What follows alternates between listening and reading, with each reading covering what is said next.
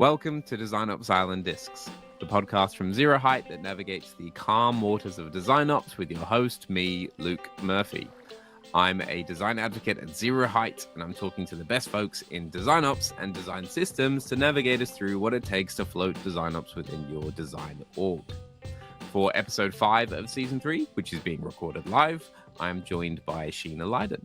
Sheena is a program manager on the design systems team at Wise. Sheena's made her way through product and customer success before settling in DesignOps as a program manager, where she helps shape the process and space for the designers she works alongside at Wise. Welcome to the podcast, Sheena. Thank you very much, Luke. So, okay, today I'm very excited because this is the first one for season 3 where we've actually focused a bit more on what I would see is like the traditional DesignOps side of things, as opposed to, focusing so hard on design systems.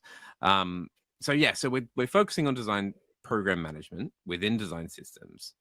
But to be honest, I am not entirely sure that a lot of folks know what a DPM does outside of that context. So I suppose, do you want to give us like a whistle-stop tour of what a DPM does?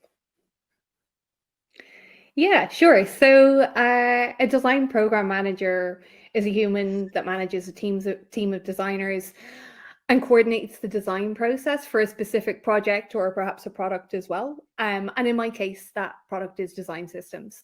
So that includes defining the scope of projects and goals, developing project plans, schedules, coordinating with other teams and stakeholders, and just generally making sure that the projects stay on track and meet their deadlines.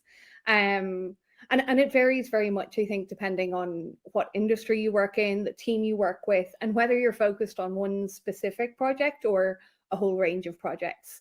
There's some common stuff that most DPMs will work on. So managing who needs to be doing what and when, working with designers to develop and refine processes, reporting on project progress, making sure that communication is happening among team members and that collaboration is happening when it should, identifying and addressing any issues which come up as they always do.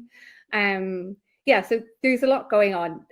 What I've seen, and I'm relatively new to being a DPM, is that you've got to have strong communication skills, good problem solving skills, and you should be able to think creatively and strategically.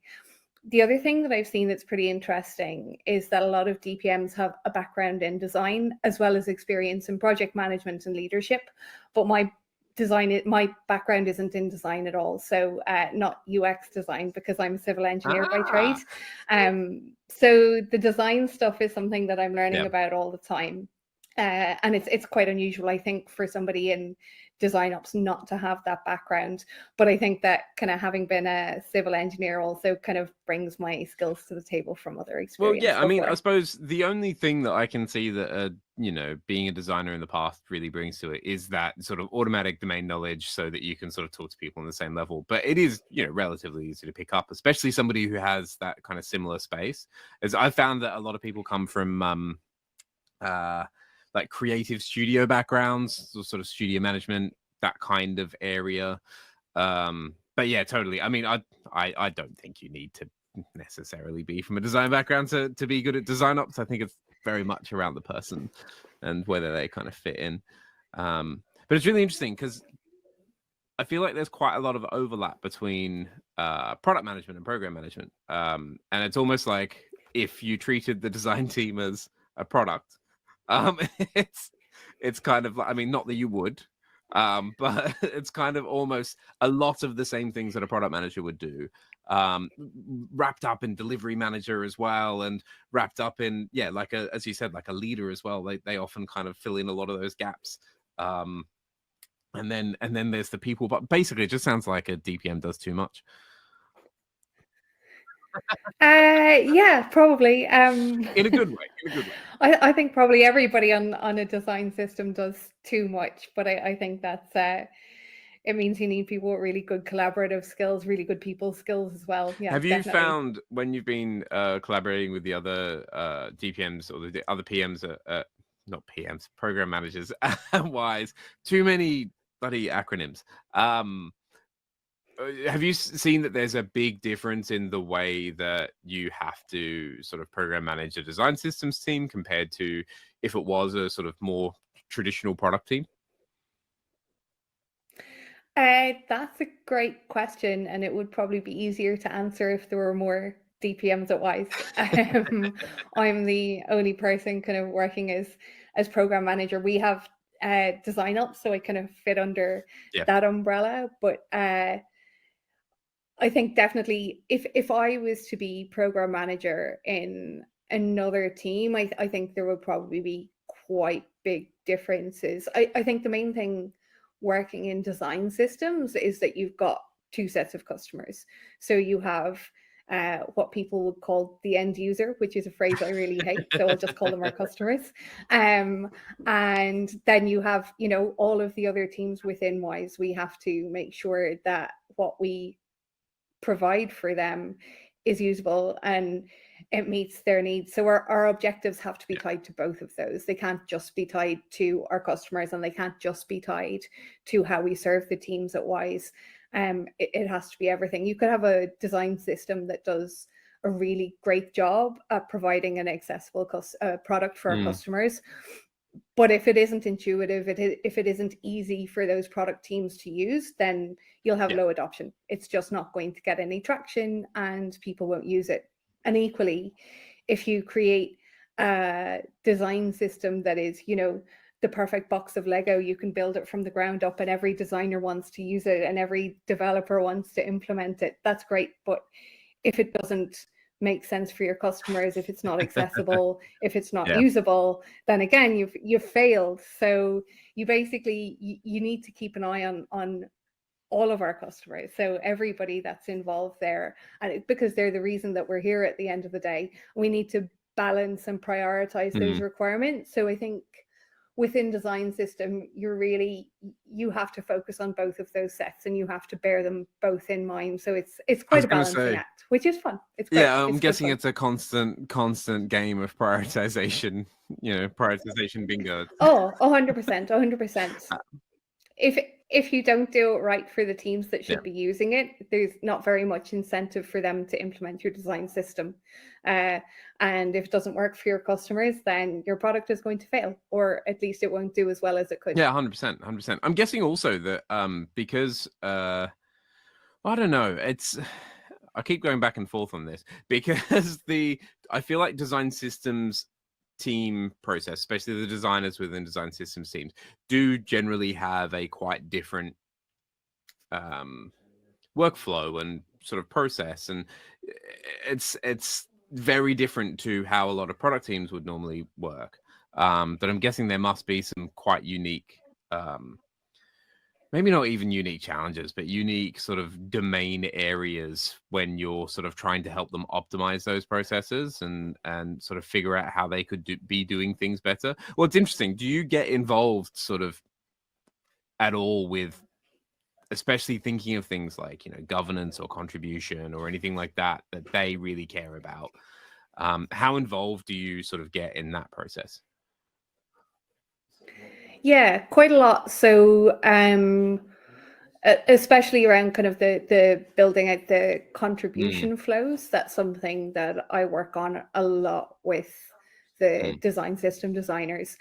And depending on what the contribution is for, we might implement it slightly differently. That tends to be really, really collaborative. So I'll never run away and design a contribution flow and then come back to them and say, here, I made you a thing, just use it now.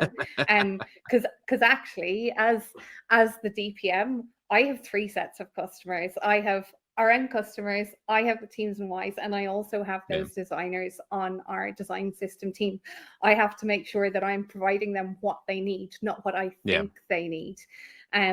So with that, there's a lot of, you can have kind of a core idea of what a process is going to look like, but it may not suit the designer that's going to have to work with that process. So quite often you'll start off with an idea and then kind of build it up from there together with that designer or designers.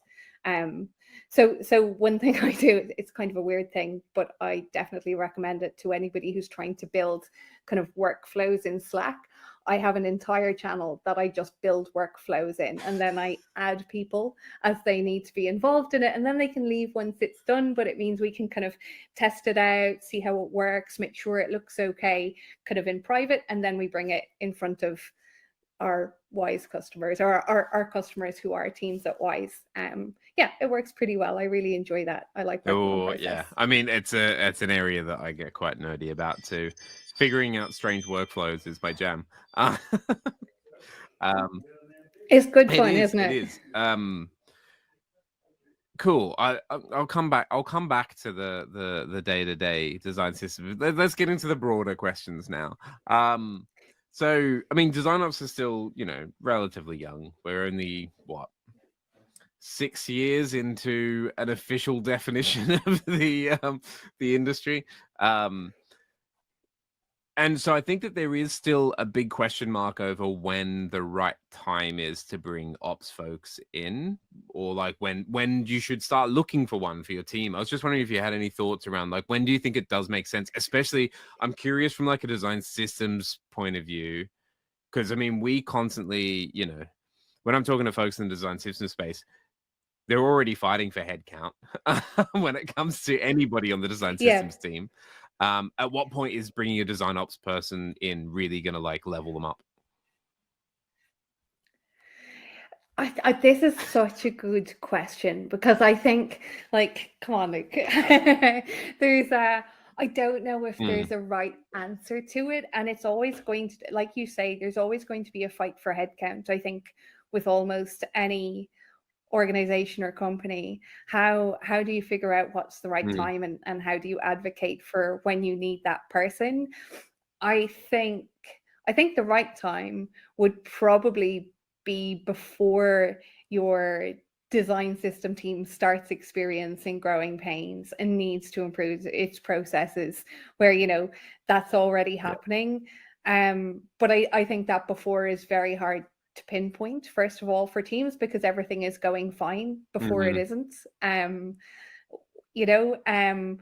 yeah, I think when you see efficiency and the effectiveness of the design system team drop because they're spending so much time dealing with the noise around it, it's definitely it's time to get somebody at that point.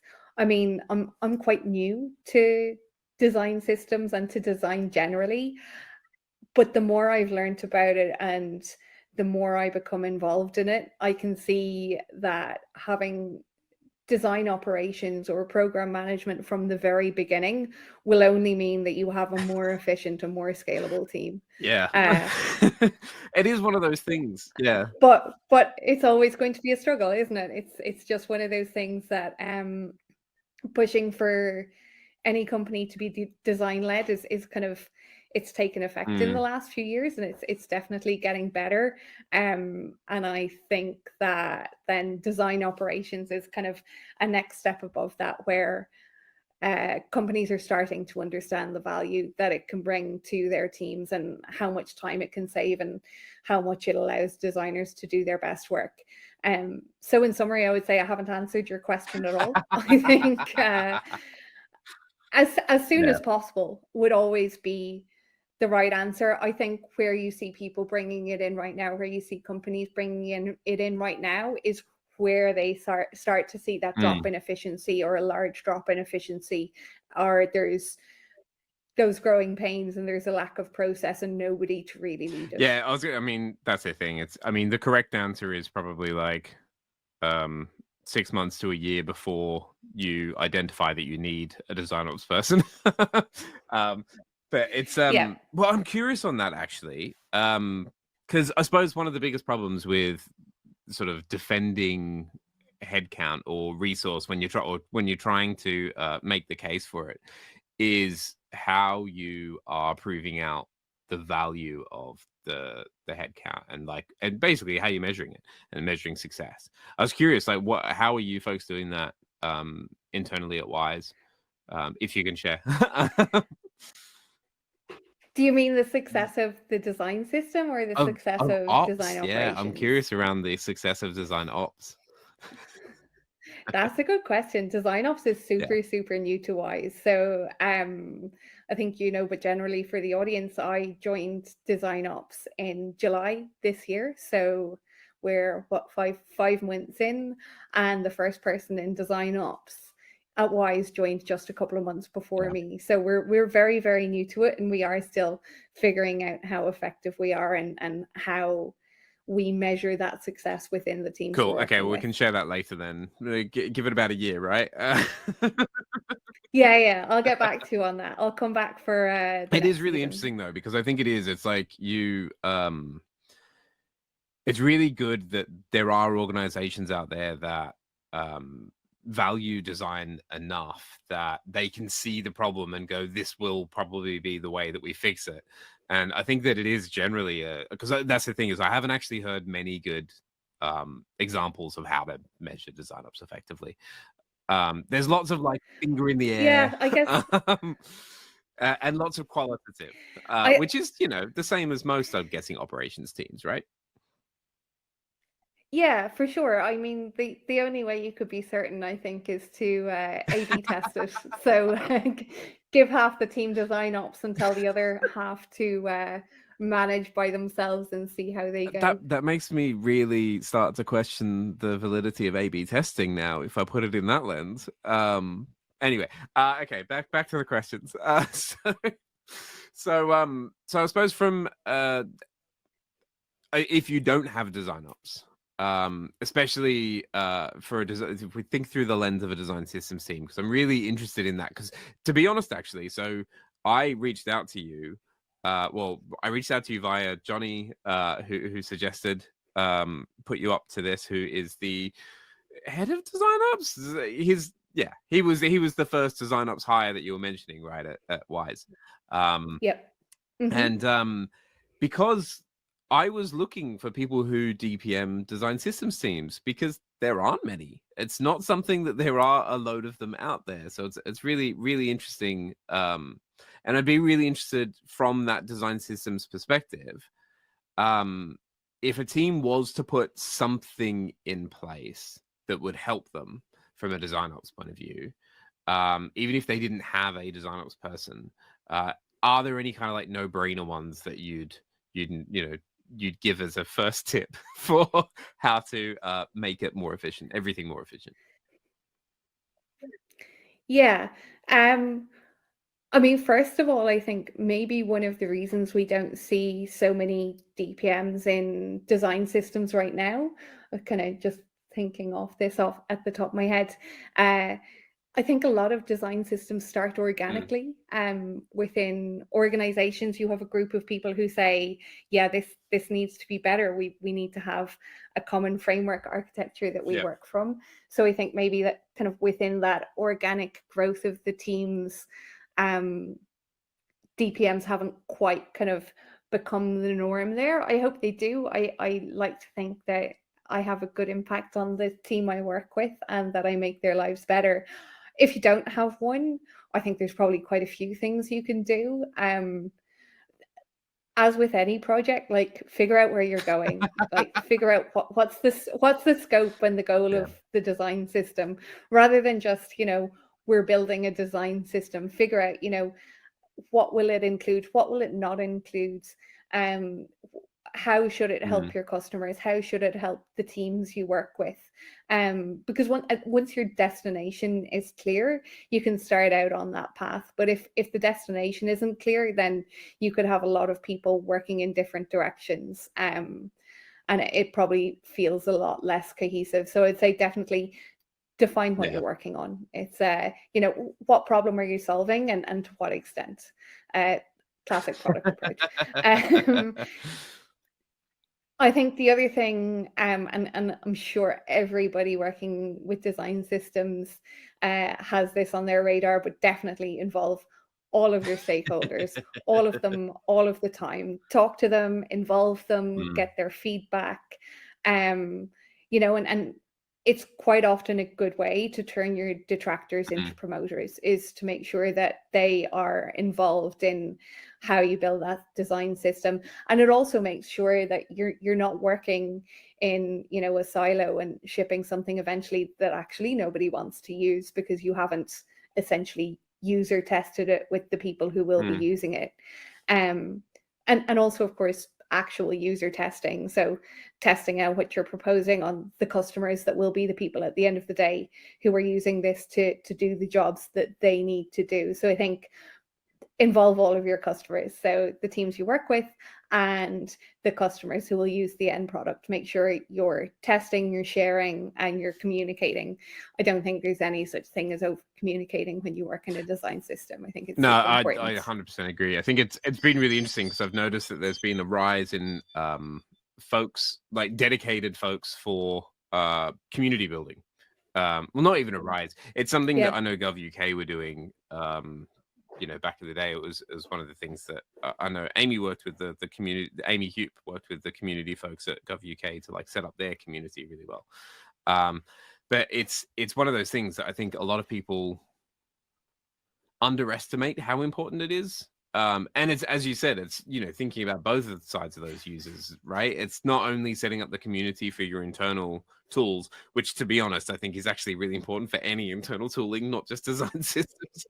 Oh, absolutely. Absolutely. You can't succeed without it, I think. But it's funny because I do feel that there is a, maybe I'm making a sweeping generalization here, but there's a tendency for sometimes the folks who end up working on internal tools to sometimes be a little bit more insular and a little bit more of the type that like to really focus in and get dirty with a problem and not so much sort of get involved in the community stuff, which is usually a really good way for a project to fail internally.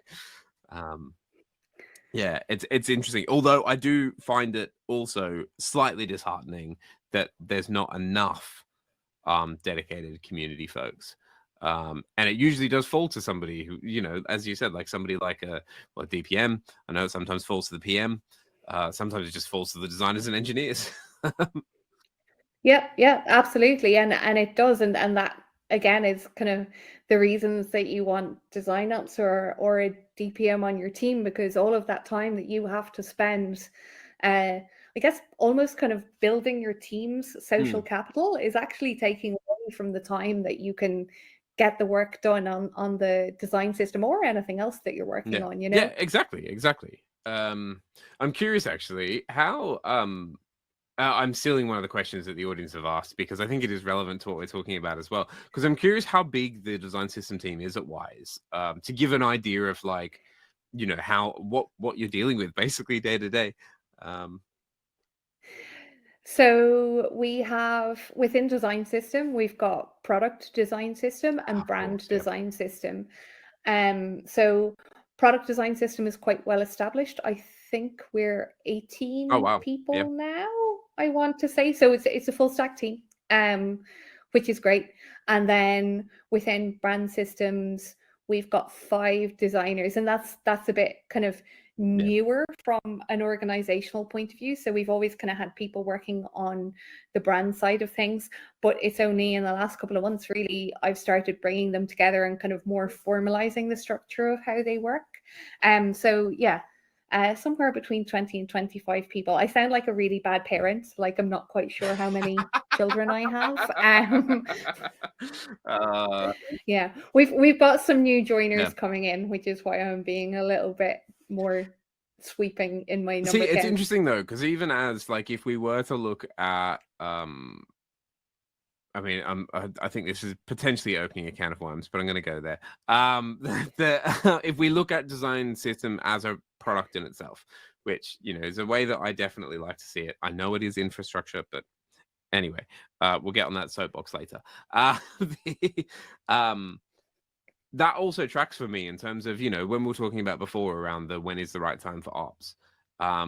You're right, as early as possible is good. But I've always, you know, thought that as soon as you get, you know, above a sort of 10 to 15 sort of product org that the value starts to become. So the fact that you've already got 20, 25 within your sort of single product org of design systems, I think I'd actually I'm curious, do you feel like you have enough resource from an ops perspective to actually be as effective as possible, or is it one of those ones where it's like, actually it'd kind of be nice to amp that resource up? I'm aware that your boss is on I feel the like it's okay. It's a good question. Yeah, Johnny, just mute your headphones for a bit. It's fine. Don't worry about it. Yeah, no. So I spend a lot of. I don't spend a lot of time prioritizing, but I do prioritize what I'm working on and make sure that I'm focusing on the right thing at the right time. Yeah, and I think I'm very lucky. I have like the design leads and the engineering leads that I work with. We collaborate really well, and I think that makes my job a lot easier. Yeah, we spend a lot of time, especially with the design leads. Hi, Mike, if you're listening. We spend a lot of time side by side, figuring out where people need to be, what's next. Identifying blockers and making sure that we move those. So I think, it's yeah, still a shared if you load. work with the right people, it's still definitely manageable. It's like a plate balancing act, though, isn't it? The plates are spinning, and you just got to make sure that you're keeping the right one going at the right time. It's fascinating. Yeah. I find it really fascinating, and it's the same, because I think it's a really tough thing to know as well, in terms of that, like, when is the right time to scale, and when is it sort of just enough that you can keep those plates spinning. It's and it's, I really wish somebody would just write down the answer. But once you're at this stage, you should hire another person. Unfortunately, I don't think that's going to happen. Yeah, I'll say one thing on that. I think I'm quite well aware of how much I can have on my plates and how much I can complete. And I think if there's more coming to you, that you will not, if you're going to be neglecting other pieces of work to complete this extra piece of work, then you're at capacity, aren't you? And it's time to consider, and either you need to revisit the way that you're doing things, or you need somebody to help you. Yeah, exactly. But again, it's It headcount, is. I isn't it? mean, it is, and it always comes down to headcount. It's and it's especially in these times at the moment, I feel it's a very, very touchy subject. Cool. So Yeah, it's a we've fun one, got isn't time it? for, I think, one more question before I get on to the all important final question of my part of the podcast. I'm curious what you see, especially with having worked with the team over the last few months. Are there any sort of big challenges that you see coming up that the design teams are facing at the moment? And I suppose, just if we could refine it down, if you did have the magic wand, what would you just wave to change something now? Yeah, that's a really great question, and I think that there are a lot of challenges there. I think one of the biggest ones, and I suspect that a lot of teams deal with this too, and it's not necessarily I mean, I'm calling it a problem, but it's simply something that I think we would all like to solve better, and that's accessibility. Mm, So accessibility is super, super interesting. It's incredibly important. The amount of people who need to use different forms of accessibility aids is pretty high. I believe it's over 25% in the US, and we can only assume that that kind of reflects similarly across the globe. So designing for accessibility is a challenge that I would love to see us meet in just the best way mm, possible. And I was thinking about this. If I could wave a magic wand, I would love a plugin for design tools. If you're listening, Guso, listen to me. A plugin for design tools that would just help us identify where the designs are not accessible, because there are so many different mm. ways that a design can not be meeting those accessibility requirements, because obviously you have visual requirements, you have people who use screen readers and increased text sizes, then you have people with dyslexia and people with dyscalculia, and then you have people who are prone to seizures or migraines. So there's this whole spectrum of people that we really want to serve, but identifying where those problems is, I think, still remains a challenge. But I kind of think it's something that we will see solved on a much bigger scale in the next few years, because it's a topic that I feel a lot of people are really correctly interested in. I think it's so important. I think it's one of those things where I think it keeps getting better year on year. But especially once WCAG 3 comes out, I think we've still got a few years before it becomes official. But I think that's going to change a lot, which will be good. But you know what? I think if somebody could create an all-encompassing plugin, they'd be rich. I'm pretty sure. It would be amazing. Imagine, you create your design and it kind of gives you a little alert and says, this is not accessible to people with color blindness. This is not accessible to people who use Braille screen readers, and simply just allows you to identify that. Because I think we can solve everything when we know where the problems are. But I think at the moment, identifying every single one of those problems still remains a challenge. 100%. Brilliant. Well, before we send you off to your desert island, we have one more very important question to ask, which is that, so you get to take to your desert island to spend your days one piece of music, whether that's an album or a song, one book, and one luxury item to take with you. So let's start off with what piece of music you're taking. So just full disclosure before I say this, I have thought way too much about this. I have been thinking about this for weeks. So I'm sorry, I'm a little bit strange. Here you go. Okay, so book first, isn't it? I was going to say music first, but if you're ready to go for book. Okay, music first. Now let's go with music first. So I kind of thought I would be seasonal with it. So I'd like to bring Boney M's entire Christmas back catalogue, please. Wow. I mean, it fits the island theme quite well. So, yeah, I mean... And if I'm on an island, I won't know what time of year it is. And who doesn't love Boney M? I'm definitely more in the Michael Bublé Christmas camp. So it's... I know, despite the neon sweater. Okay, but it's okay, because we can redeem this. What book are you taking? Okay, so I would like to bring Bushcraft 101, a field guide to the art of wilderness survival.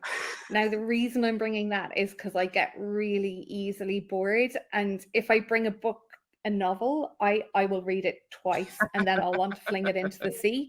So I figure if I bring the field guide to wilderness survival, I'll be fine. I'll have loads of stuff to keep me occupied. I feel like Rupert Grint had a very similar answer of the How to Build a Raft book. Which I think is quite good.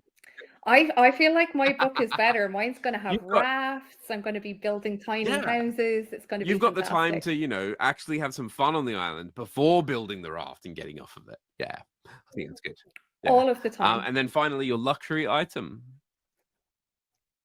Yeah, this one was easy. It's a box of Lego.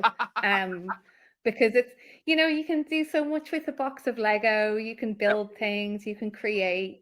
You won't be 100%. Bored. I mean, you can't really see it on camera here, but there is way too much Lego currently around me. So, woman after my own heart. Excellent. Brilliant. Yeah. Okay, well, let's turn it over to the audience questions.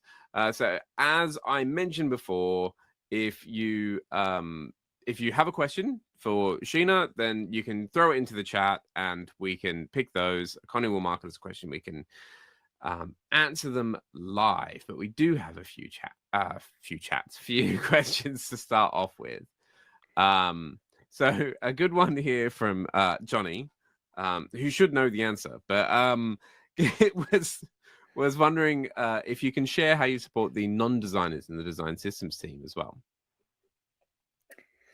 That is a good question, Johnny, which you shouldn't have. Clearly, our one-on-ones aren't going well. Yeah, so I think that's probably one of the interesting things about being a DPM in design system is that my sole focus cannot be just the designers because they don't work in isolation. They don't work on their own. Everything is collaborative, and our designers and our engineers will often spend quite a bit of time together working through problems. The way that I support them is not so much on the individual level like I do with the designers. So I spend a lot of time with the designers individually, but more kind of working with their lead to figure out where we might need to unblock things. That makes Yeah, sense. it's pretty much that. So working on the lead level, there's a group of leads for the design system, and we chat regularly and figure out that, you know, where we're blocked, where we need more support. And as I mentioned, I do work with a really good team of people, and I think that culture of supporting each other is really, really strong. Yeah, I think that makes sense. It's because it's that whole I suppose it makes sense from like a delivery aspect as well, because it's a big part of like a program manager's job is sort of managing delivery. So you would have to be working with the Yeah. other leads to make sure that that is, you know, all going smoothly and everything is going. It's not like you're just going to stand in and go, "This is how we're doing it." Yeah, it's not as if, you know, it comes to the point where we're done with design and it's handed over to the engineers and I'm like, yep, that's it, don't talk to me anymore. Yeah, you have to be very much in line with what's happening within every domain of the team, because as you mentioned, it's not just about design, it's about getting to the point where you deliver, where it's in front of our customers. Exactly. And I'm curious actually, because there is a longer question here which I'll get into. But first off, the very important question that prefaces it is: do you have a product manager on your design system team as well as a program manager? So you're just using a program manager at the moment. Interesting. So do you think that you'd consider getting a product manager if the team continued to grow? And so they mentioned that. So this is from Leona. And they mentioned that there are some other sort of design systems that do this. I know Spotify are one of them. And yeah, I suppose if you were thinking of doing that, how would you pitch it? So it's a really good question. Thanks, Leona. So I think at the moment when I think about our team, between myself and the other leads, so the engineering lead and the design lead, we fulfill a lot of the tasks that a product manager might do. Um, when you think about the role of product manager, it's generally that focus on the not so much the life cycle of a project alone, but where the product itself is going. So I suppose on paper, my role is that I look at an individual project and I make sure that we get to execution on it. But at the moment, all of the leads are also involved in thinking through where our roadmap is going and how we make sure that we keep delivering the best design system that we can and how we evolve that to change and improve all of the time. I think, let me just look at this question again. So consider building out a product. Yeah, so I think at the moment, we're probably at a manageable level. So I said kind of somewhere between 20 and 25 people. But as Wise grows, and we're really lucky that it does continue to grow, you know, we're still hiring. Go look at our job site. We really are. I believe Please it's do look. wise.com/careers. But I think Might have got is it it wrong. wise.jobs now, perhaps? That was so good, so close. But yes, I think as the team continues to grow and we do start to see that for a DPM, the level of work is overwhelming or impossible. I think rather than bring in another design ops straight away or DPM, it would be worth us considering bringing in a product manager to bring in a different set of skills too, you know. I think product managers often come with obviously that great skill of kind of thinking of the vision and the road ahead, and mixing that with somebody with analytical skills would also make me incredibly Well, I mean, happy. that's the way that I kind of see it as well. To me, it's quite similar to, I've worked in a lot of orgs in the past, a lot of orgs. I've worked in orgs in the past that have had product managers and product owners in the same org, where one is, yeah, as you said, like focused very much on the strategic vision, on like satisfying that strategy and vision, and almost like playing that value back to the business, to then sort of figure out where to go next. So yeah, very data informed, usually very sort of design informed as well. Whereas a product owner is very much more focused on the delivery aspect. It's focused on a lot more of the day to day, a lot more of the process refinement, and basically it's the process tools people side of things, which I find that it does work once you get to a certain size, but you do need to be a certain size. And I suppose like Spotify they've got multiple design systems teams, lots of them. I can't remember how many. Yeah, At least 3, but I'm pretty sure it's more. that is Yeah, a lot. exactly. By the way, it is wise.jobs, if anybody is looking for the Wise careers site. No, it's really interesting. Come work with me. It's really interesting because it's I do feel like at some point as well that there will come a time. I think the thing to remember as well is that design systems is still so young, as well as DesignOps. It's like similarly, design systems as a term to explain what we do really only dates back to Brad Frost and those folks talking about it back in like 2012, 2013, maybe a little bit earlier than that. But still, in the grand scheme of things, that is very young. And considering it only really started getting adoption within orgs like 2015, 2016, to be honest, I'm actually surprised that we've got this much rigor around it at the moment. It's great, but that's the thing. I think we're still kind of going and figuring these things out as well. Brilliant. I have another question here. So nice easy one. Do you have any accessibility resource recommendations for especially from a DPM point of view to check out? Ooh, that's a good question.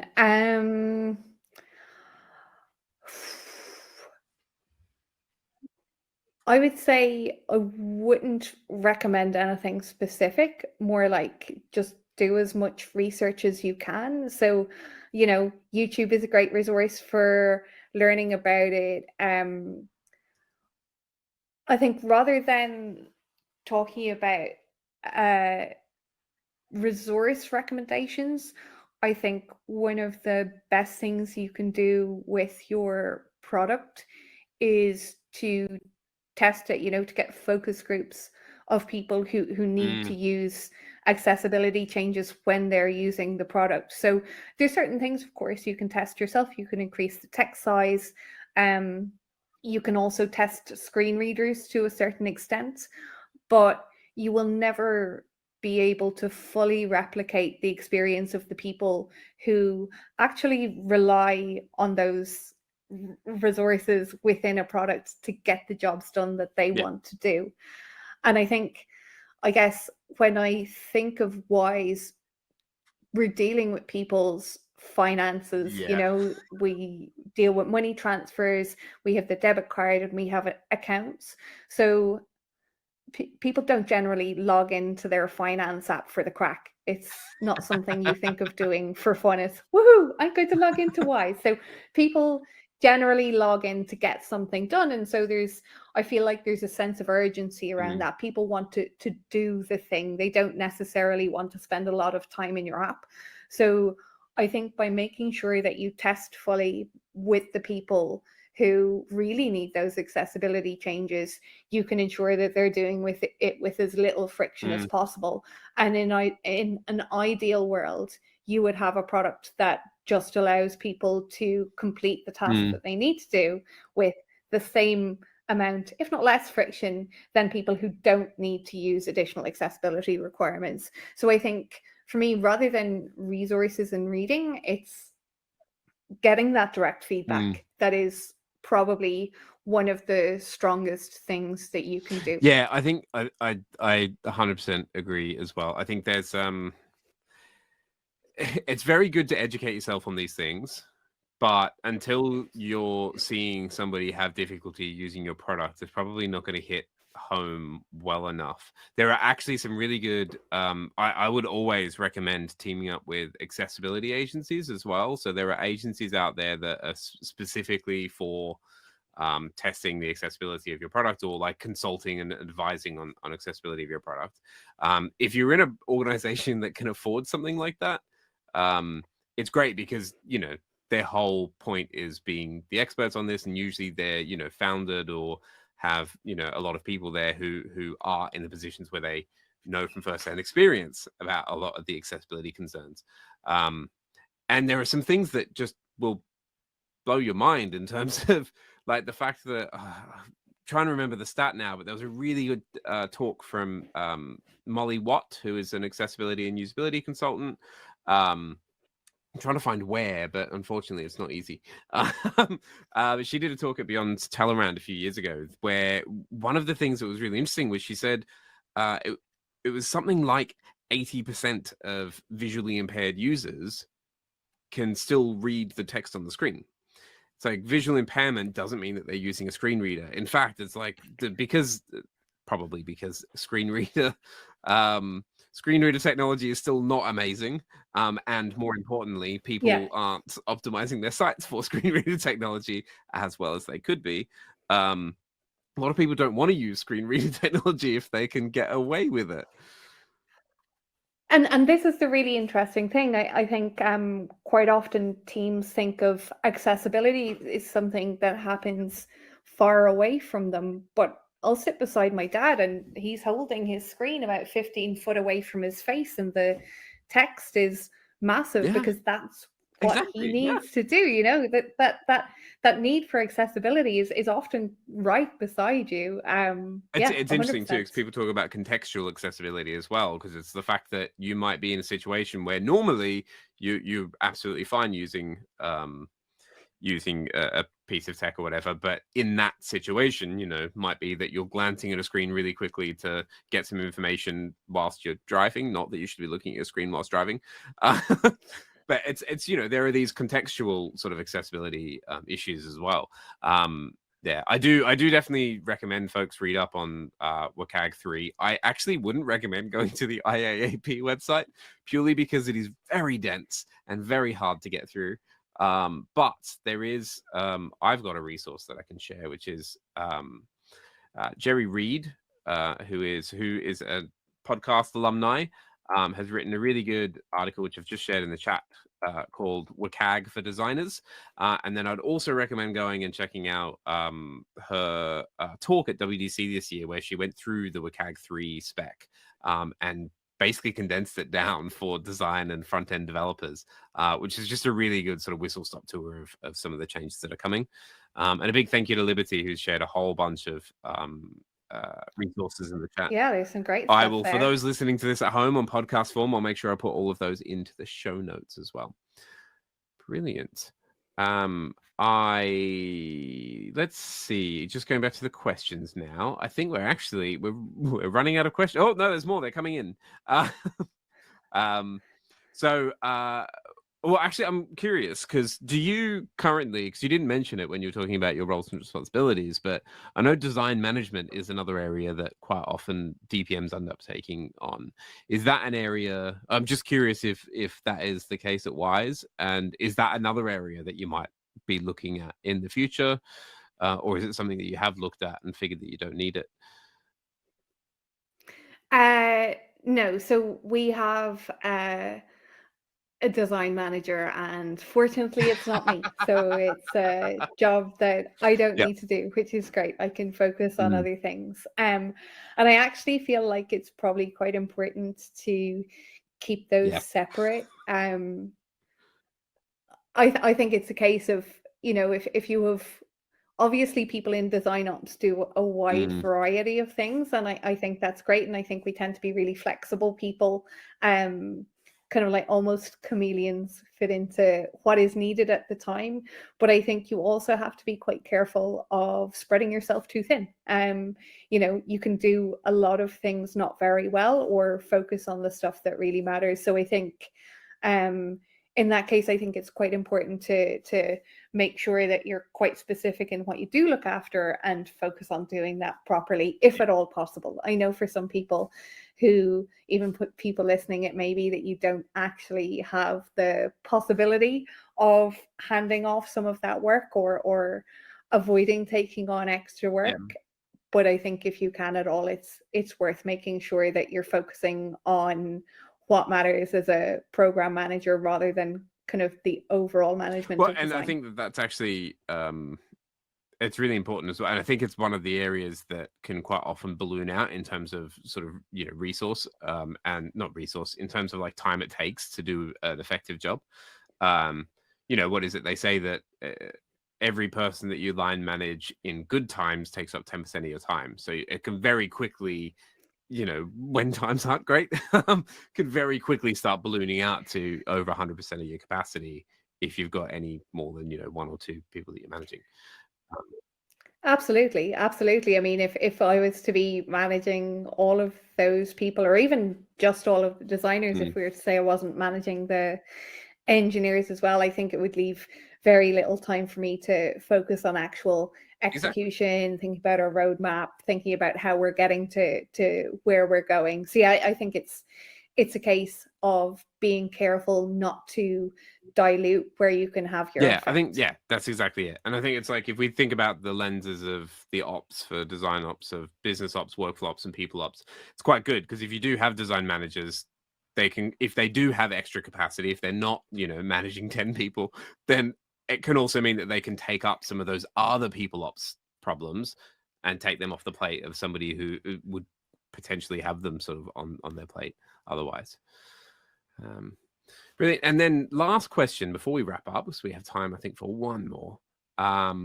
So I suppose it comes back to our question that we were talking about before in the podcast, in the main bit. But if you're managing a design system with only 1 to 2 designers on it, then sort of what do you think are the most sort of core things that you would put in place? Say if you were giving advice to somebody else, what are the most core things to take care of to make sure that it stays sustainable as the design system team grows? That's a good question from Anthony there. Absolutely. That's a great absolutely question. Destroyed by me, so I apologize for that. You read it beautifully. Okay, so managing a design system, you start 1 or 2 designers, and how do you make sure that it scales? Essentially, how do you make sure that it continues to become? I think this kind of comes back to what I discussed earlier, the kind of the must-haves for a design system team, and I do think being sure what your core goals and objectives and what that is, you need to let that evolve as well. So I think having those goals and objectives is really important, but then allowing it to evolve, I guess for a lot of teams that might be every quarter or every 6 months or so, but always revisiting that. And I think it's probably a core skill for DPMs as well, is that you have to be flexible. The approach you take for the first month might change. It might have worked perfectly for a month or 2, but then you find that you outgrow it or something changes, and you need to be flexible and approach that and change it as necessary. So I think being really sure about where you're going, what that North Star for your team is, definitely makes life easier. And I think if you revisit it often enough and make sure that it doesn't need to be a concrete North Star, it can change and grow, but making sure that you always know what that North Star is and that the team is bought into it is probably what allows you scale most efficiently. I 100% agree. Do you have any personal favorite goal frameworks that you use? No, good. No, Good. can I just Otherwise, wing I was it? going to have to take you off the podcast. I think, but I think again that probably comes down to like there's certain things that I would approach. So when we're building process and we're thinking about things, I have kind of some core frameworks that I just have stored away in there. I pull them out and I dust them off and I think, does it fit or do I need to change it? But then I think with things like planning and approaching a roadmap, I think that is something that does constantly need to change. I think if it stays the same, it probably means that you're maybe getting a little bit stale in your approach, because much like design, which changes all the time, there's always trends and different ways to follow. I think the way that you approach how you build out your team and how you make that team scale will constantly change as well. Definitely. Amazing. Well, thank you so much, Sheena, for joining us on DesignOps Island Discs. And thank you to the lovely audience for your questions and for the chat. It's been great. We'll now set you afloat off to your island so that you can whittle away some sticks and build a nice festive shed to listen to Boney M in. If folks want to find you online, is there a good place to chat to you? Yeah, you can find me on LinkedIn. Fortunately, I am the only Sheena Lydon there. I possibly have the distinction of being the only Sheena Lydon in the world. Brilliant. So yeah, find me on LinkedIn. You can find me on Instagram if you search for my name. I'm Wild Woman Travels. Yeah, they're probably the two best places to find me. And also, if you're interested in working with Sheena and want to find out more about the jobs that Wise have currently, you can go to www.wise.jobs. So as always, this podcast is brought to you by Zero Height, my lovely employers, who are a design system documentation and management platform, for those who don't know. If you want to give it a crack, then you can jump in at any point and create your first style guide for free by heading over to zeroheight.com/podcast. Make sure you add the /podcast. It'll still take you to the main site, but it'll at least tell them that we sent you, which is the important bit and means that I'll have a job next month. Until next time, until the new year, when we come back for episode 6, thank you very much, Sheena, and bon voyage.